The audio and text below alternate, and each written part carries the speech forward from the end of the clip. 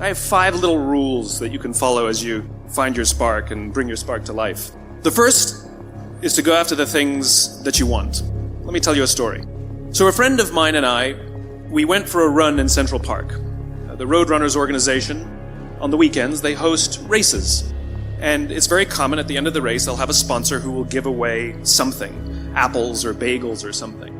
And on this particular day, when we got to the end of the run, there were some free bagels. And they had picnic tables set up, and on one side was a group of volunteers. On the table were boxes of bagels, and on the other side was a long line of runners waiting to get their free bagel. So I said to my friend, let's get a bagel. And he looked at me and said, the line's too long. And I said, free bagel. And he said, I don't want to wait in line.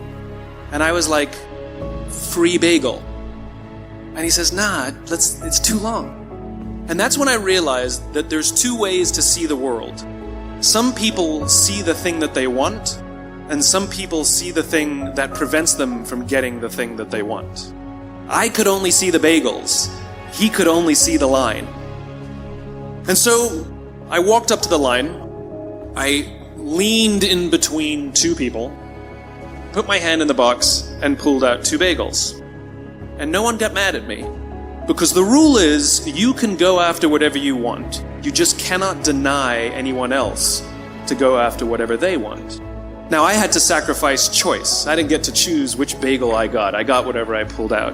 But I didn't have to wait in line. So the point is you don't have to wait in line. You don't have to do it the way everybody else has done it. You can do it your way. You can break the rules. You just can't get in the way of somebody else getting what they want. That's rule number 1. Rule number 2. I like this one. In the 18th century, there was something that spread across Europe and eventually made its way to America called puerperal fever, also known as the Black Death of childbed.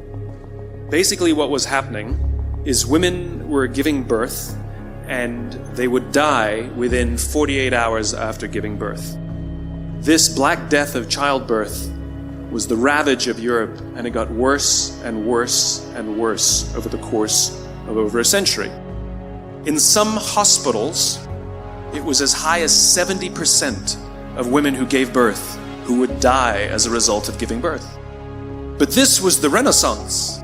This was the time of empirical data and science, and we had thrown away things like tradition and mysticism. These were men of science, these were doctors. And these doctors and men of science wanted to study and try and find the reason for this Black Death of childbed, and so they got to work studying, and they would study the corpses of the women who had died. And in the morning they would conduct autopsies, and then in the afternoon they would go and deliver babies and finish their rounds.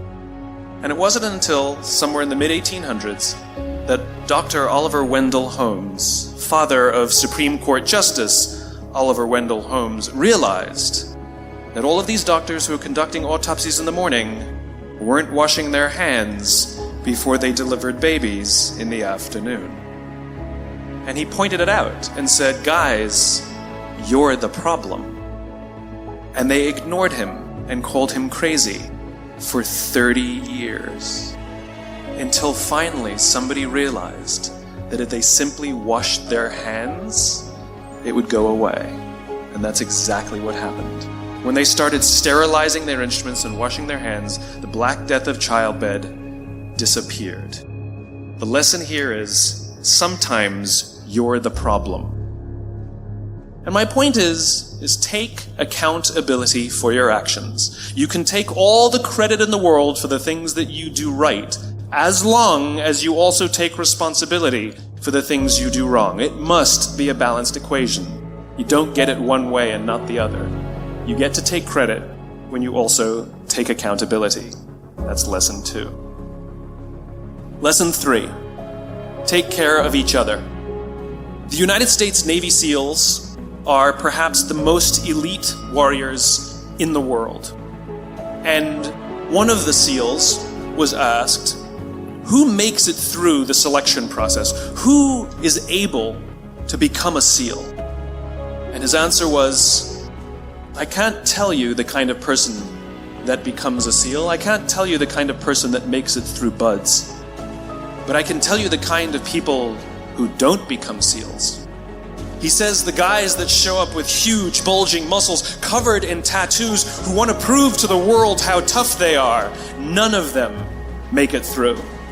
He said the preening leaders who like to delegate all their responsibility and never do anything themselves, none of them make it through.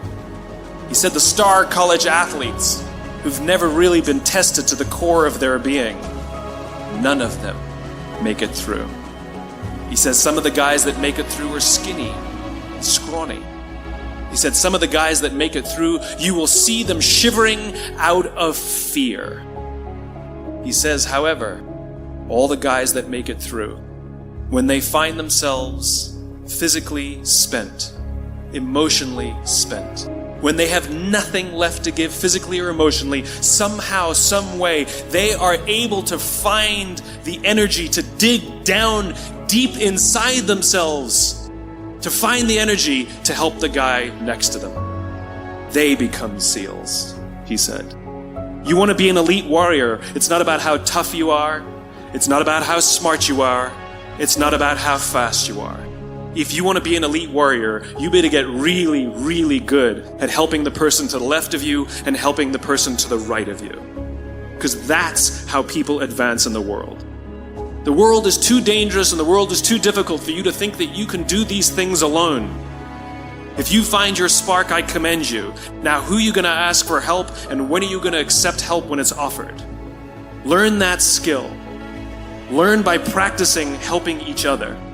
It'll be the single most valuable thing you ever learn in your entire life.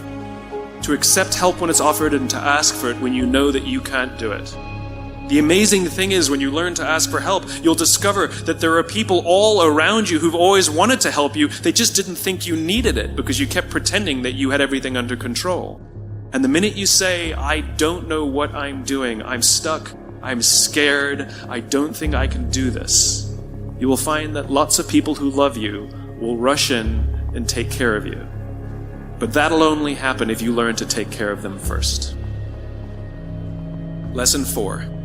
Nelson Mandela is a particularly special case study in the leadership world because he is universally regarded as a great leader. You can take other personalities, and depending on the nation you go to, we have different opinions about other personalities. But Nelson Mandela, across the world, is universally regarded as a great leader. He was actually the son of a tribal chief. And he was asked one day, how did you learn to be a great leader? And he responded that he would go with his father to tribal meetings. And he remembers two things when his father would meet with other elders.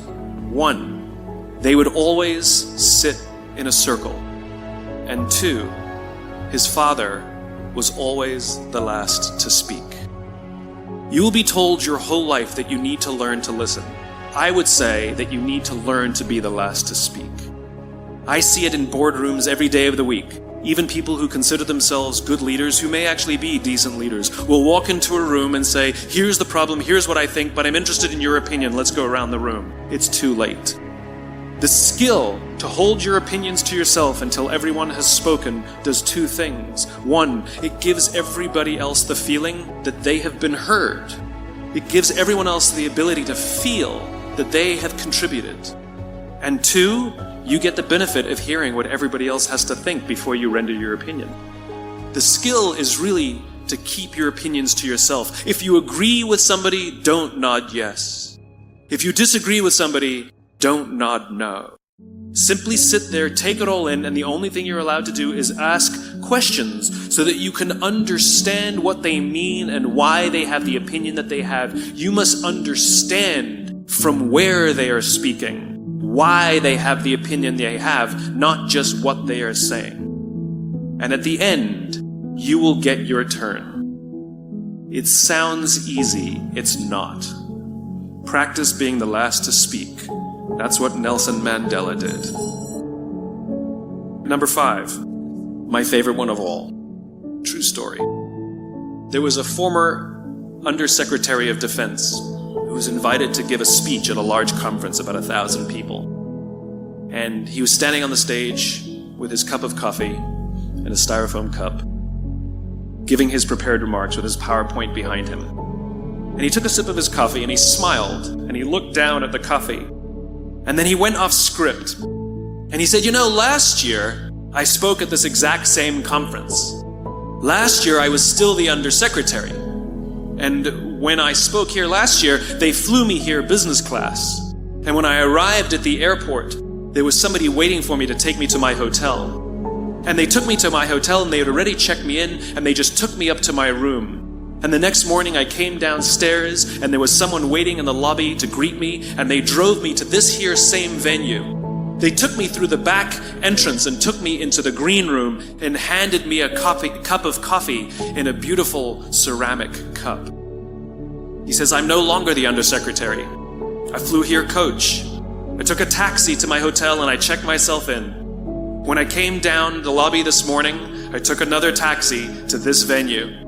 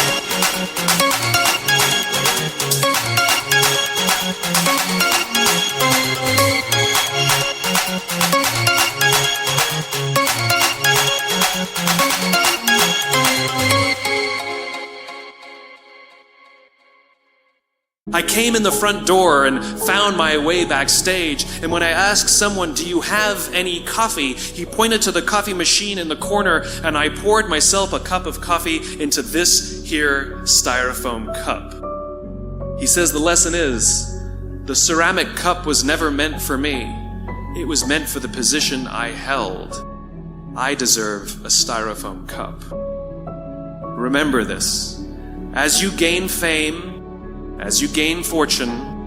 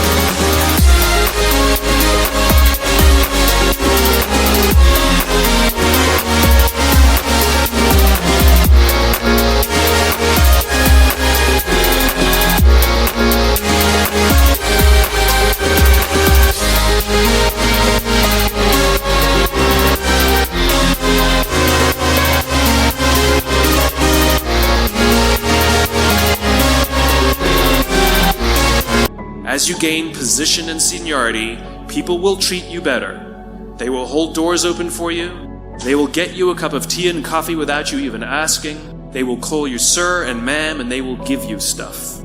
None of that stuff is meant for you. That stuff is meant for the position you hold. It is meant for the level that you have achieved of leader or success or whatever you want to call it. But you will always deserve a styrofoam cup. Remember that. Remember that lesson of humility and gratitude. You can accept all the free stuff. You can accept all the perks. Absolutely, you can enjoy them. But just be grateful for them and know that they're not for you. That none of us deserve the perks that we get. We all deserve a styrofoam cup.